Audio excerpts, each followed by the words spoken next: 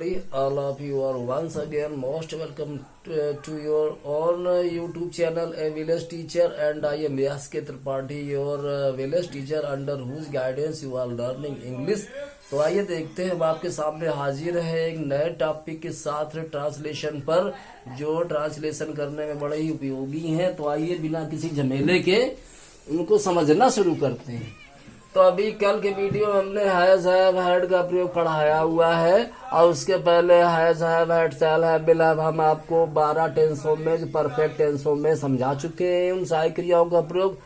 और has have had का और शैल हैव विल हैव का कल भी प्रयोग पढ़ाया था, आप वहां के देखिएगा। लेकिन ये जो आज हमने वीडियो बनाया है, इसमें है प्रयोग has to, have to, had to, shall have to, will have to. तो है क्या, हैज और हैव ये प्रेजेंट परफेक्ट की सहायक क्रिया है, हैड है पास्ट परफेक्ट की सहायक क्रिया, shall have will have future perfect की सहायक क्रिया है। वहाँ थर्ड फॉर्म लगता है उनमें, लेकिन यहाँ सबके बाद में टू जुड़ा हुआ है, तो यहाँ पे टू के बाद में तो फर्स्ट फॉर्म आता है। तो ये कोई परफेक्ट टेंस नहीं है, ये आप मान लीजिए है तो प्रेजेंट है इंडेफिनिट, ऐसा मानिएगा। और पास्ट इंडेफिनिट और फ्यूचर है वो indefinite, present indefinite, past indefinite, future indefinite, आगे सभी आपको समझ में आएगा। ये हैज टू हैव टू आप बनाते हैं प्रेजेंट इंडेफिनिट जैसा, हैड टू बनाता है पास्ट इंडेफिनिट जैसा, और shall have to will have to बनाता है फ्यूचर इंडेफिनिट जैसा। ऐसी अंग्रेजी हम बोला करते हैं, लिखनी पड़ती, स्टोरी करनी पड़ती, इनका बहुत यूज है, इसलिए मैंने इनको यहाँ क्रम में लगा दिया है। तो अब इसको हम समझाएंगे कि पहचानेंगे कैसे, इनकी हिंदी कैसी मिलती है, वाक्यों में इनकी हिंदी कैसी चलती है। तो इनके हिंदी वाक्यों के अंत में पढ़ता है, पढ़ती है, पढ़ते हैं। जैसे मुझे सुबह जल्दी उठना पड़ता है, मुझे रोज एक कविता याद करनी पड़ती है, मुझे 2 सवाल लगाने पड़ते हैं, पढ़ता है, पढ़ती है, पढ़ते हैं, ऐसा उसे करना पड़ता है, उसे ये करनी पड़ती है, या उसे ये रुपए अदा करने पड़ते, कुछ पढ़ता है, पढ़ती है, पढ़ते हैं। पढ़ता था, पढ़ती थी पास्ट में, जैसे मुझे पैदल स्कूल जाना पड़ता था, वो मुझे अपना काम खुद करना पड़ता था, 2 कविताएं याद करनी पड़ती थी, पढ़ते थे, पढ़ता था, पढ़ती थी, पढ़ते थे, पास्ट में हो जाएगा। और पढ़ता है, पढ़ती है, पढ़ते हैं प्रेजेंट में हो जाएगा, पढ़ेगा, पढ़ेगी, पढ़ेंगे, ऐसा वो फ्यूचर में चला जाएगा। तो पढ़ेगा उसको में से पढ़ेगा, जैसे तुम्हें अभी घर जाना पड़ेगा, तुम्हें एक किताब 2 दिन के अंदर खरीदनी पड़ेगी, ऐसे। इसके अलावा जाना है, जाना था, जाना होगा, तो केवल जाना है ही नहीं, जैसे मुझे अपनी कार बेचनी है, मुझे 2 सवाल लगाने हैं, मुझे अपनी कार बेचनी थी, मुझे 2 सवाल लगाने थे, मुझे अपनी कार बेचनी होगी या कार बेचनी पड़ेगी, मुझे 2 सवाल लगाने पड़ेंगे, 2 सवाल लगाने होंगे, तुम्हें अभी घर जाना होगा। ये ऐसे ये सब पहचान है। तो यहाँ हमने शॉर्ट में पहचान दी हुई है, अब बाकी से वाक्यों में तो पहचान आपको मिलेगी। और वाक्य आप सुन रहे हैं तो सारा जान जाएंगे कहाँ has to, have to, had to, shall have to, will have to का प्रयोग होता है। पहचान के बाद में वर्ब का फर्स्ट फॉर्म, तो वो टू आ रहा है, टू तो कहीं भी आएगा, टू के बाद में वर्ब का फर्स्ट फॉर्म ही आता है। तो आइए वाक्य बनाना शुरू करते हैं। देखिए, कोई भी ट्रांसलेशन हो अंग्रेजी में या कुछ भी हो, तो हर चीज का एक सरल स्वरूप भी होता है, फिर वो कठिन भी होता है, और कठिन होता चला जाता है, क्योंकि उसमें अन्य चीजें जुड़ जाती हैं। जैसे बोला गया मैं कल स्कूल गया, तो सरल है, I went to school yesterday. अब उसको कठिन कर दो ऐसे कि वह गाय कितने में बिकी, अब वो कठिन हो गया। क्या हुआ, कठिन हो गया कि वो पैसिव वॉइस है, पैसिव वॉइस का अपने आप नहीं बिक गई, वो कितने किसी के द्वारा बेचेगी, तो पैसिव वॉइस बनाना पड़ेगा। फिर कितने में अंग्रेजी कैसे बनाए, प्रीपोजिशन क्या लगाए, वहां फॉर लगाए, ऐसे ग्रामर वहां अप्लाइड हो गई, तो कोई भी चीज कठिन हो जाती है। ऐसे वाक्यों में भी सरल भी है, कठिन भी है। पहले मैं समझने के लिए आपको हमने सरल बनाए, फिर उनमें से हमने ग्रामर, ट्रांसलेशन, ग्रामर और मीनिंग और रीडिंग का सामंजस्य इसमें स्थापित कर दिया हुआ है। तो इंटरेस्टिंग लगेंगे, नॉलेजफुल भी है, इंटरेस्टिंग भी है। और स्पीकिंग और अंग्रेजी बोलने वालों, लिखने वालों के लिए, और बोर्ड परीक्षा में बैठने वालों के लिए, कंपटीशन तैयारी करने वालों, सबके लिए ये सारे वीडियोस यूजफुल रहेंगे। आप मिलाइए कि आजकल मुझे पैदल स्कूल जाना पड़ता है, तो इसमें आजकल तो नाउ, तो ग्रामर क्या है, तो ग्रामर तो खास ये है कि हाइफन के जो चिन्ह लगे हुए, नाउ, फिर हाइफन, फिर ए, फिर हाइफन, फिर डेज, तो ये ग्रामर हो गई। अगर ना ये हाइफन के चिन्ह लगाए तो बस ये है, इंग्लिश में बहुत कठिन है। तो नाउ डेज आजकल कामा लगा दिया, जहाँ थोड़ा रुकते अल्पविराम comma. Now it is I have to go. अब वो तो आप पढ़ चुके हैं, हैज कहाँ लगना है, हैव कहाँ लगना है। और नहीं पढ़ा है तो आप वो जो हमने टेंसेस पे वीडियो बनाए उनको देख डालिए, तो आई के साथ हैव लगेगा। तो now it is I have to go. आजकल मुझे जाना पड़ता है टू स्कूल पैदल, टू स्कूल ऑन फुट पैदल, ऐसे बना दिया है। तो अब कुछ स्टेप नहीं है, आजकल मुझे पैदल स्कूल जाना पड़ता है। Now it is I have to go to school on foot. और ऐसी अंग्रेजी आप बोला करते, लेकिन जिनकी प्रैक्टिस, जिन्हें नॉलेज है तो बोल लेंगे, जिनको पता नहीं है उनको ये वाक्य जरूर मदद करेंगे। अगला वाक्य हमने पास्ट में कर दिया, वो प्रेजेंट में है कि पढ़ता है, प्रेजेंट इंडेफिनिट आप मान लीजिए। अब पास्ट में कर दिया है कि पिछले साल मुझे पैदल स्कूल जाना पड़ता था। तो क्या टर्म है, लास्ट ईयर कामा लगा, जहां थोड़ा रुकते हैं वहां कामा लगा दिया। लास्ट ईयर पिछले साल, आई हैड टू को मुझे जाना पड़ता था टू स्कूल पैदल, टू स्कूल ऑन फुट पैदल। तो अब पास्ट इंडेफिनिट हुआ, हैड सहायक क्रिया है, वो जो है पास्ट परफेक्ट ठीक है, सब जगह हैड लगता है, तो वहां सोचना नहीं, सब हैड लगाना है। तो last year I had to go to school on foot ऐसे बनाएगा। तो हिंदी पहचान मिलाइए, हैज टू, हैव टू का, shall have to, will have to का प्रयोग करिए। अब फ्यूचर में चलेंगे, अगले वर्ष मुझे पैदल स्कूल जाना पड़ेगा, कुछ कारण साइकिल नहीं कुछ भी, तो नेक्स्ट ईयर अगले साल आई शैल हैव टू गो, मुझे जाना पड़ेगा टू स्कूल ऑन फुट पैदल। तो फ्यूचर में चला गया है वो तीनों indefinite, present indefinite, past indefinite, future indefinite. वह शैल सहायक क्रिया है और वो हैव मौखिक क्रिया है, ऐसे। टू गो तो इन्फिनेटिव है, और वहां पे हैव मौखिक क्रिया है, जैसे आई गो मैं जाता हूं, तो आई हैव मैं रखता हूं, टू गो ऐसे वो चल रहा है। आप प्रैक्टिस करिए, समझिए। अगला वाक्य हमने चौथे नंबर बनाया, इन दिनों मेरी माता जी को घर गृहस्थी का सारा काम स्वयं करना पड़ता है। तो अंग्रेजी कैसे बनाएगी, दीज डेज इन दिनों my mother has to, my mother third person एक वचन हैज लगाएंगी। दीज डेज इन दिनों my mother has to do, मेरी माता जी को करना पड़ता है ऑल द डोमेस्टिक वर्क, घर गृहस्थी का सारा काम, हर सेल्फ स्वयं। और रिफ्लेक्सिव प्रोनाउन है स्वयं वाली अंग्रेजी, और ये जो मीनिंग घर गृहस्थी का काम, डोमेस्टिक वर्क, थोड़ा टफ मीनिंग है, और वहां से नियम उठाया हुआ था, आगे बढ़ा रहा हूं धीरे धीरे। पिछले महीने मेरी माता जी को घर गृहस्थी का सारा काम स्वयं करना पड़ता था। तो लास्ट मंथ पिछले महीने my mother had to do, मेरी माता जी को करना पड़ता था ऑल द डोमेस्टिक वर्क, सारा घर गृहस्थी का काम, हर सेल्फ स्वयं। अब ये वाक्य थोड़ा अब अभी इधर उधर भटका नहीं रहे, एक जैसे बना रहे हैं आपको समझने के लिए। अभी फिर आगे इसमें विविधताएं मिलेंगी। अगले महीने मेरी माता जी को घर गृहस्थी का सारा काम स्वयं करना पड़ेगा।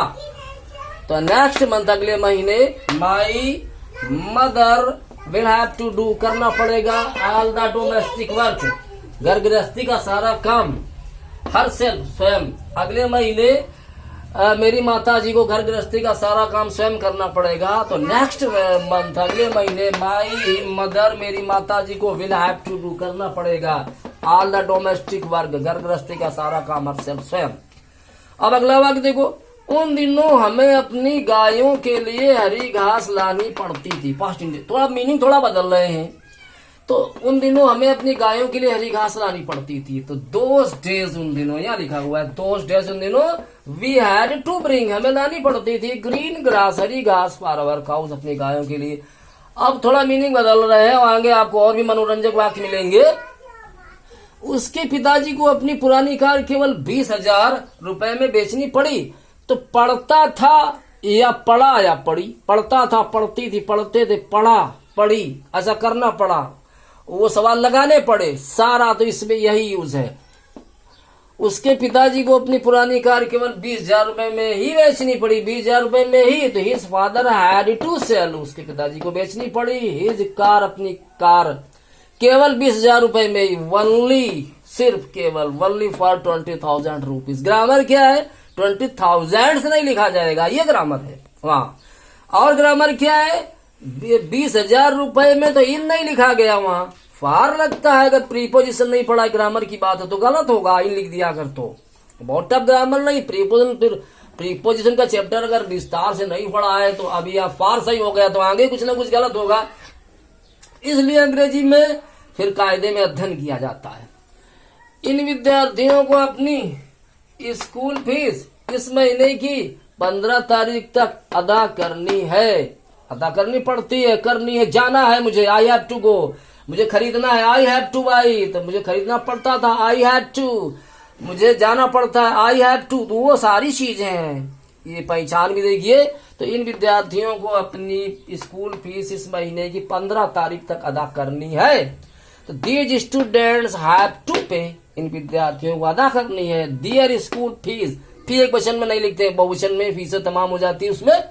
तो दियर स्कूल फीस, अपनी स्कूल की fees by the 15th of this month, इस महीने की 15 तारीख। तो डेट अंग्रेजी नहीं लिखनी है, कैसे 15 लिखेंगे? तो by the 15th of this month, वो बाय लगा दिया है प्रीपोजिशन वहां पे। ऐसे रिवीजन करिए वाक्यों को और इंग्लिश में अपने निखार लाइए।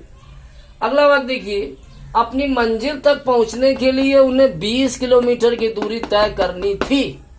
अब ऐसे पढ़ती थी और करना था, जाना था, ऐसे हर प्रकार के वाक्य आ रहे हैं।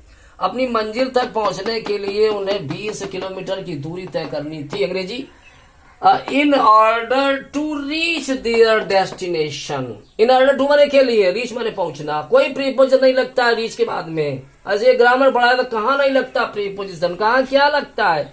तो in order to reach their destination, अपनी मंजिल पर पहुंचने। डेस्टिनेशन एक मीनिंग है, मंजिल, मकानों की मंजिल को फ्लोर कहते हैं, ऐसे मीनिंग तो जानना है। तो in order to reach their destination, अपनी मंजिल तक पहुंचने के लिए दे हैव टू कवर, उन्हें तय करना था ए डिस्टेंस, एक दूरी ऑफ 20 किलोमीटर, 20 किलोमीटर की दूरी उन्हें तय करनी थी। घर जाने से पहले उसे सभी 10 सवाल लगाने होंगे, लगाने पड़ेंगे। फ्यूचर में चले गए, घर जाने से पहले उसे सभी 10 सवाल लगाने होंगे। देखो विविधता ला रहा हूं वाक्यों में, वहां सरल से समझा करके टप में ले जा रहा हूं। तो he will have to solve, उसे हल करने पड़ेंगे, लगाने मतलब हल करना। He will have to solve, उसे हल करने पड़ेंगे ऑल द 10 सम्स, सारे 10 सवाल। अब गणित का सवाल तो सम लिखेंगे, प्रश्न हल करना तो क्वेश्चन भी कर सकते थे। तो he will have to solve all the 10 sums, सारे 10 सवाल लगाने पड़ेंगे बिफोर ही गोज होम, अभी वो घर जाता है उसके पहले। तो कॉम्प्लेक्स बना दिया उसको, हैज टू और शैल हैव टू के प्रयोग में कॉम्प्लेक्स, तो प्रेजेंट इंडेफिनिट बनेगा वो। ऐसा हमने फ्यूचर परफेक्ट में भी पढ़ाया हुआ है। तो यहाँ ऐसे ही लिखा जाएगा कि he will have to solve all the 10 sums, उसे 10 सवाल लगाने ही पड़ेंगे, लगाने होंगे बिफोर ही गोज होम, घर जाता है उसके पहले। अगला वाक्य देखो, जीवन में सफल होने के लिए व्यक्ति को कठिन परिश्रम करना पड़ता है। यहाँ क्या खास है कि व्यक्ति की अंग्रेजी क्या मान लिख दे, क्या कर दें? तो जीवन में सफल होने के लिए व्यक्ति को कठिन परिश्रम करना पड़ता है। तो one has to work hard, व्यक्ति को कठिन परिश्रम करना पड़ता है। वन अंग्रेजी प्रयोग कर लिया, ऐसे किया जाता है। One has to work hard, व्यक्ति को कठिन परिश्रम करना पड़ता है टू सक्सीड इन लाइफ, जीवन में सफल होने के लिए। अगला वाक्य देखिए, रास्ते में मुझे एक नदी तैरकर पार करनी पड़ी, पास्ट में चले गए।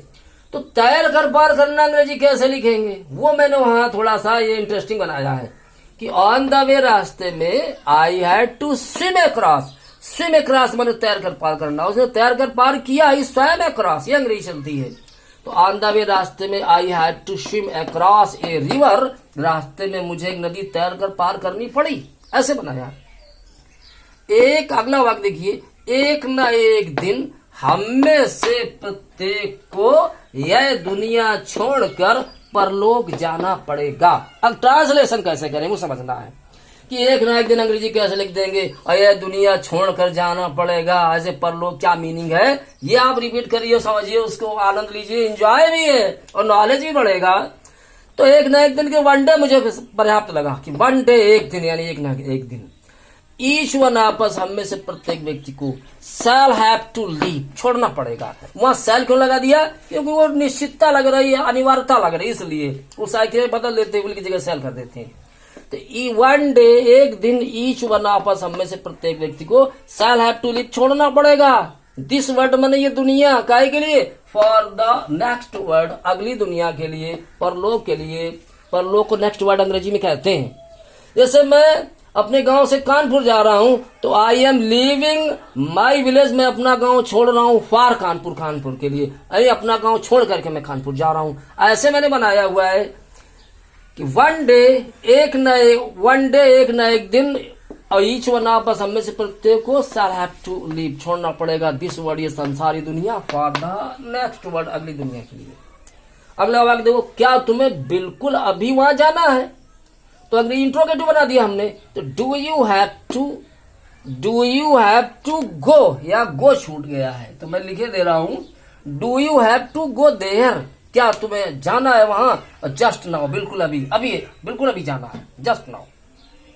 इंट्रोगेटिव में उसका मैंने यूज कर दिया है, आप खुद बना सकते हैं। इंट्रोगेटिव निगेटिव हमने अफर्मेटिव बनाए हुए हैं, उनको आप इंट्रोगेटिव निगेटिव बदल सकते हैं।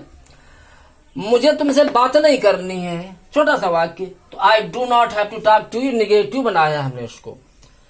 अगला वाक्य देखिए, आजकल दफ्तरों में कहीं भी कोई भी काम करवाने के लिए व्यक्ति को रिश्वत देनी पड़ती है। तो काम करवाना हम कास्टिव वर्ब में ले गए वाक्य को, कास्टिव वर्ब वाले हमने वीडियो तो बनाए हुए हैं, और जिसने नहीं देखे देख ले, कभी भी पढ़। तो अब वहां हमने कहा ना कठिन भी हो सकते वाक्य, तो मैं जानबूझ के कठिन कर रहा हूं कि एक सरल, कि मुझे पैदल स्कूल जाना पड़ता, अब यहाँ कठिन ले आए हम। तो आजकल दफ्तरों में कहीं कोई भी काम करवाने के लिए व्यक्ति को रिश्वत देनी पड़ती है। तो नाउ-ए-डेज, आजकल, इन एनी ऑफिस, किसी भी दफ्तर में, या इन ऑफिस, दफ्तरों में, दोनों अंग्रेजी सही है। नाउ-ए-डेज, आजकल, इन एनी ऑफिस, किसी भी दफ्तर में, कार्यालय में, इन ऑफिस, दफ्तरों में, दोनों सही है। वन हैज टू ब्राइब, व्यक्ति को रिश्वत देनी पड़ती। ब्राइब माने रिश्वत देना, घूस देना, और ब्राइबरी इसका नाउन रिश्वतखोरी, घूसखोरी है। तो वन हैज टू ब्राइब, व्यक्ति को, तो वन अंग्रेजी प्रयोग की वहां पे समझना है, वन हैज टू ब्राइब। और कोष्टक में मुहावरा लिख दिया हमने, ग्रीस पाम, तो ग्रीस पाम माने रिश्वत देना, ये हाथों में चिकना करना, ग्रीसिंग करना, रिश्वत देना।